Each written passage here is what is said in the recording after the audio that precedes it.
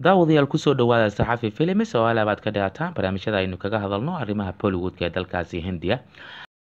Sanadku markuu waa 1995 ayaa waxaa la sameeyay filimka la magac baxay Dilwala Dulhaniya Le Jayenge oo ay wada daadihinayeen Shah Rukh Khan iyo Kajal. Waana filim ka mid ah filimada ugu kala sigsan marka ay noqoto sheeko ahaan blockbuster, filimkii loogu daawashada badnaa sagaashamaadkii.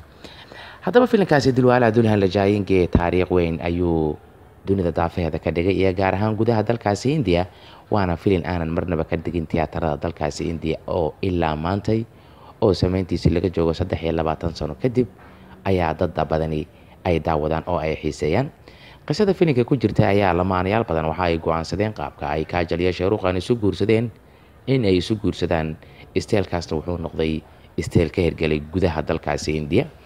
haddaba Kajal ayaa waxay sheegtay in filimkaasi Dilwala Dulhaniya Le Jayenge uusan saygeeda Ajay Devgan ilaa maantay oo 23 sano laga joogo muddadii ay iyada iyo Shah Rukh Khan wada dhigeen uusan daawanin. waxay tiri la yaab waxa igu noqotay filimka dad badani qulubtooda soo jiitay oo u noqday bay tiri in ay lamaana isu noqdaan isqaba, sababna u noqday in qaabkaasi uu noqdo qaab cusub oo dad badani ay isu guursadaan oo aniga ninkayga Ajay Devgan uu u diidan yahay inuusan daawan.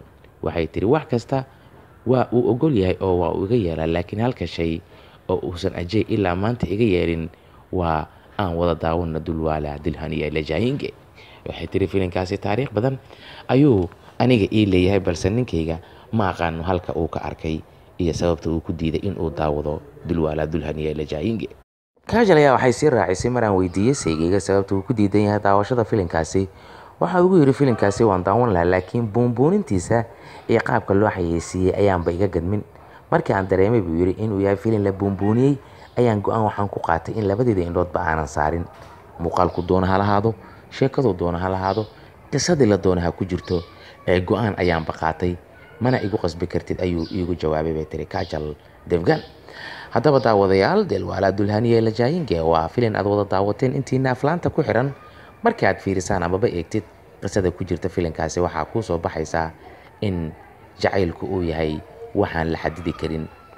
carqalad kasta ama dhibaato kasta oo ka hor timaadana ugu dambeyn uu guusha isaga u dambeyn doono. haddaba daawadayaal, barnaamijkaynu kaga hadlaynay aktarka caanka ee Ajay Devgan iyo marwadiisa Kajal oo ka hadlay sababta uu Ajay uusan u daawan filimka Dilwala Dulhaniya Le Jayenge oo ay Kajal la daajisay sanadku markuu 1995 aktarka caanka ee Shah Rukh Khan. ha yeeshee iyada iyo Shah Rukh Khan 2015 ayaa isugu dambeysay filimka Dilwale. daawadayaal, intaas ayaan barnaamijkii kusoo gabagabeynaya halka aad ka daawanaysaan saxafi films oo alaabad ka dhigataan barnaamijyada ugu xiisaha badan ee arrimaha Bollywood. haddaadan hore ugu xirnayn saxafi films ugu horreyn barnaamijkana daawanaysa like saar kadibna subscribe saxafi films taaba gambaleelka si barnaamijyada ka baxa saxafi ay joogto kugu noqdaan. fikirka qofkii waxaad nagula wadaagi kartaa qaybta comments-ka saxafi films. inagoo isku duuban oo baada saxafina dhammaantay waxaynu idinkaga tegaynaa sidaa iyo nabadgelyo.